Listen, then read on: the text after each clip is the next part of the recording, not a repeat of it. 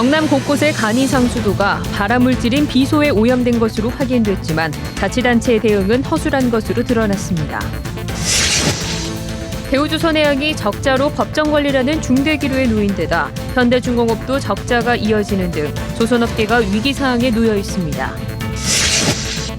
대형마트를 돌며 분유를 훔친 뒤 인터넷을 통해 싼값에 판 일당이 경찰에 붙잡혔습니다. 경남도청 서부청사 개청을 앞두고 진주 구도심 공동화 우려를 놓고 공방이 일고 있습니다.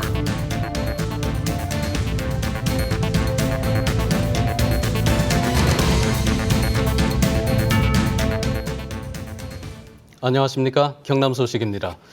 지난 5월에 KBS 창원 뉴스에서는 함안의 한 마을에서 식수로 사용하는 간이 상수도가 발암물질인 비소에 오염됐다는 소식 전해드렸는데요. 경남 곳곳의 주민들이 4년 동안 오염된 수돗물을 마셨지만 자치단체의 대응은 허술했습니다. 김준원 기자의 보도입니다. 지하수를 식수로 쓰고 있는 한 마을입니다. 지난 2012년 경남보건환경연구원 조사 결과 이곳 간이상수도에서 기준치의 5배가 넘는 발암물질 비소가 검출됐습니다. 창녕군은 당시 여과시설을 설치했습니다. 하지만 낙동강유역환경청이 최근 이곳의 수질을 검사한 결과 기준치의 3배 가까운 비소가 또 검출됐습니다. 여과장치가 제대로 작동하지 않은 겁니다. 이장님이 이 정수기 달아놨다면 또 오래되고 이러니까 요금이 뭐 제법 많이 나왔던 모양이에요. 그러니까 자주 이제 이장님이 한 번씩 요금 때문에 한 번씩 끄더라고요. 밀양의 한 마을 식수원에서도 최근 기준치의 10배가 넘는 비소가 검출됐습니다.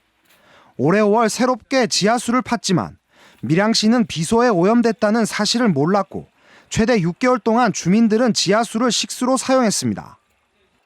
수십을 됐을게요. 먹거나 이거 수질이 안 어떻게 하요? 몰랐는데 그래 정수기를 넣는다 하니 와다놓고 하니 비소가 나와단다 이렇게 하는 거예요. 경상남도는 간이상수도 관리를 해당 시군에 떠맡기고 있습니다. 3,236개소가 있습니다. 그 많은 숫자를 전수조사 지시를 내렸습니다. 마을 이장들은 몇 개 내놨는데 이장님들이 보통 75세 연로하신 분이기 때문에 교체가 어려웠어. 현재 경남의 농어촌 마을에서 간이상수도를 식수로 사용하고 있는 주민들의 수는 모두 25만 명에 이릅니다. KBS 뉴스 김준원입니다. 네, 다음 소식입니다. 대우조선해양 채권단이 정상화 금융지원의 전제 조건으로 노조 측에 임금 동결과 파업 불가 동의서 제출을 요구했습니다. 제출 시한은 오늘 자정까지로 이를 넘길 경우에는 법정 관리도 불사하겠다고 밝혔습니다. 김소영 기자의 보도입니다. 5조 3천억 원의 적자로 최악의 위기에 빠진 대우조선해양. 올해 안에 상환해야 할 채무액은 약 1조 원. 당장 다음 달까지 갚아야 할 회사채 3천억 원을 포함해 자체 보유한 유동자금만으로 상환이 어려울 것으로 전망됩니다. 채권단은 정상화 지원에 앞서 고강도 자구계획과 노조 동의서를 요구하고 있습니다. 임금 동결과 쟁의행위로 인한 생산 차질을 초래하지 않겠다는 내용의 동의서입니다.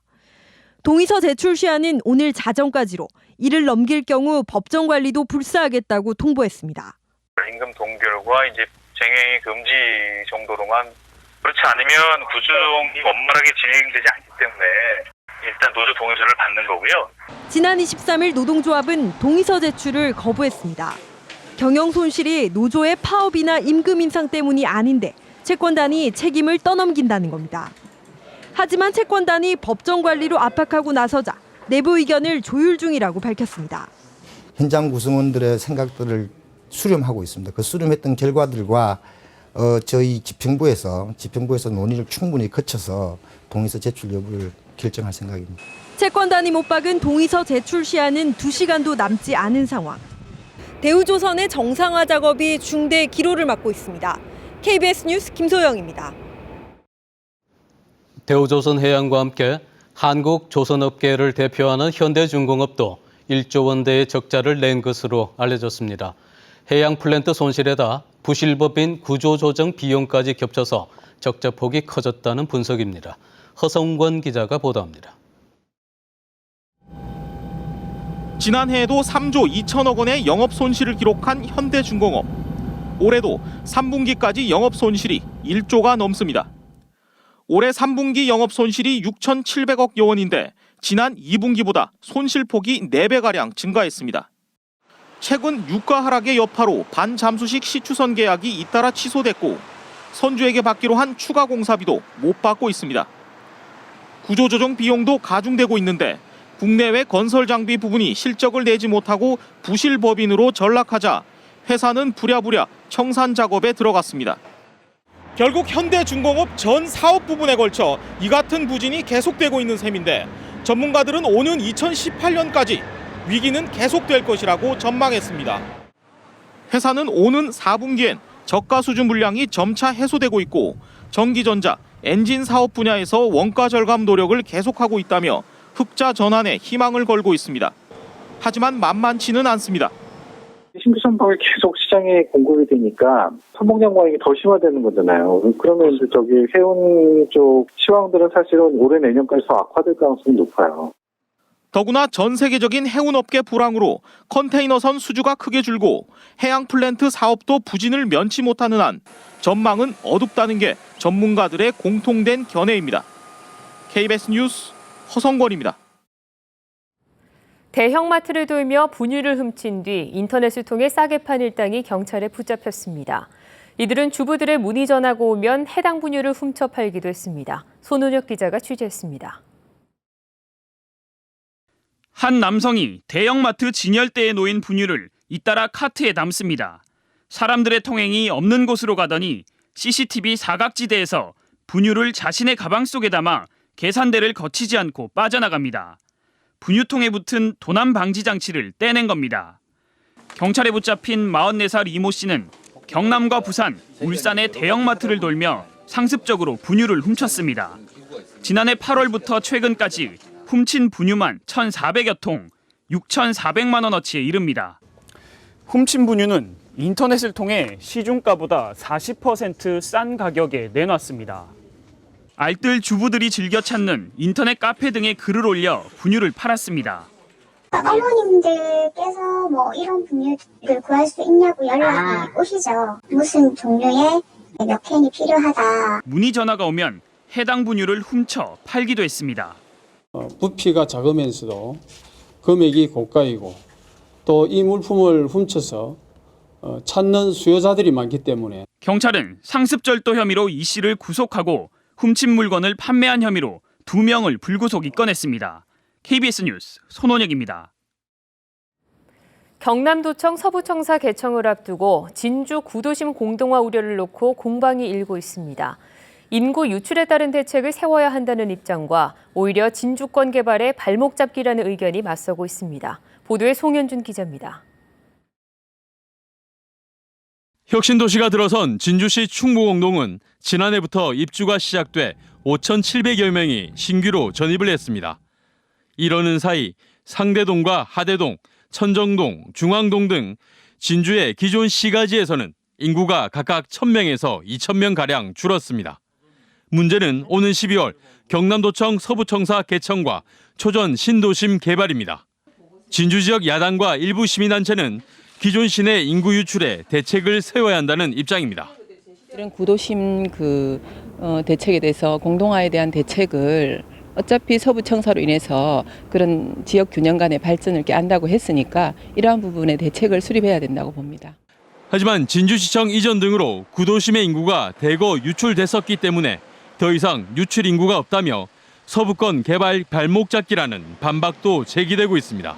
인구가 빠져나갈 사람들은 거의 빠져나갔습니다. 지금은 초장 신도시 때문에 인구가 공동화된다는 건 전혀 안 맞습니다.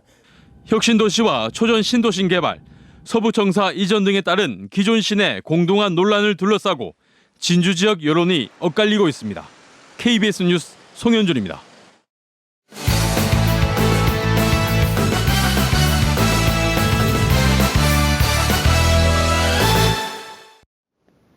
주요 단신입니다.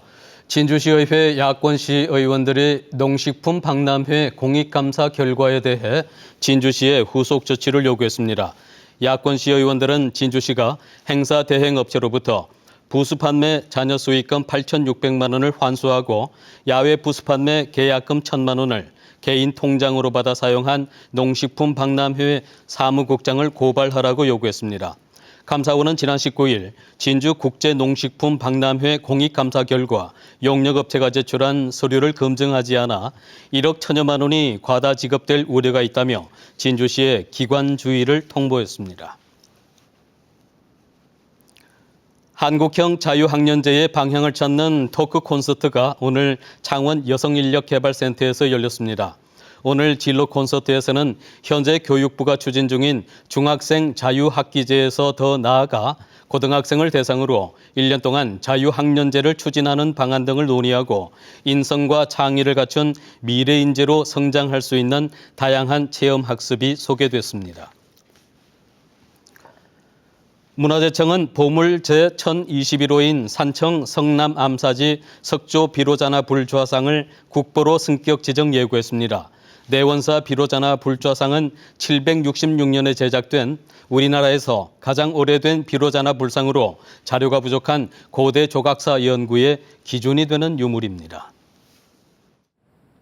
경남도의회의 학교급식 행정사무조사 특별위원회에 도청 공무원이 파견돼 조사하는 것이 타당한지에 대해 경남교육청이 검토에 들어갔습니다. 박종훈 교육감은 오늘 간부회의에서 도청에서 파견된 공무원이 교육청 서류를 조사하는 것이 도의회의 행정사무조사인지 도청의 행정사무조사인지 판단해달라며 정책기관실에 주문했습니다. 경남도의회 학교급식 행정사무조사 특별위원회는 10명이 넘는 도청 직원을 파견받아 조사를 진행하고 있습니다. 오늘 낮 12시 10분쯤 김해시 동상동의 한 사거리에서 60대 여성이 몰던 승용차가 도로변 상가 건물에 들이받았습니다. 이 사고로 상가 입구에 서 있던 55살 배모 씨와 운전자, 탑승자 등 4명이 다쳐 인근 병원에서 치료를 받고 있습니다. 경찰은 다른 승용차에 추돌 사고를 당한 운전자가 당황해서 상가로 돌진한 것으로 보고 정확한 사고 원인을 조사하고 있습니다. 지난달 경남의 수출과 수입이 지난해보다 크게 줄었습니다. 경남무역협회는 지난달 경남 지역 수출은 29억 1천만 달러로 지난해 같은 기간보다 36%, 또 수출은 15억 4천만 달러로 27.9% 각각 줄었다고 밝혔습니다.